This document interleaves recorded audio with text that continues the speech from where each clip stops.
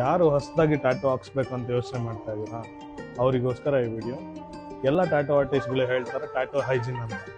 But tattoo hygiene ಅಂದರೆ ಏನು, ಹೇಗಿರಬೇಕು ಅಂತ ಈ ವಿಡಿಯೋದಲ್ಲಿ ತಿಳಿಸ್ಕೊಡ್ತೀನಿ, ಬನ್ನಿ. ಮೊದಲನೇದಾಗಿ ಟೇಬಲ್ ಕ್ಲಾತ್ ಹೊಸದಾಗ್ತಾ ಇದಾರ ನೋಡ್ಕೊಳ್ಳಿ. ಎರಡನೇದು ಇಂಕ್ ಸ್ಟ್ಯಾಂಡ್ ಕ್ಲೀನ್ ಆಗಿದೆಯಾ ನೋಡ್ಕೊಳ್ಳಿ. ಮೂರನೇದು ಹೊಸ ಗ್ಲೌಸ್ ಯೂಸ್ ಮಾಡ್ತಾ ಇದಾರ ನೋಡ್ಕೊಳ್ಳಿ. ನಾಲ್ಕನೇದು ಆಮ್ರಿಸ್ಟು ಮತ್ತು ಟ್ಯಾಟೂ ಬೆಡ್ಡು ಸ್ಯಾನಿಟೈಸರ್ ಆಗಿದೆಯಾ ಅಂತ ನೋಡ್ಕೊಳ್ಳಿ. 5ನೇ ಪಾಯಿಂಟು ಮಷಿನ್ನ ಗ್ರಿಪ್ ರ್ಯಾಪ್ ಚೇಂಜ್ ಮಾಡಿದಾರ ಅಂತ ನೋಡ್ಕೊಳ್ಳಿ.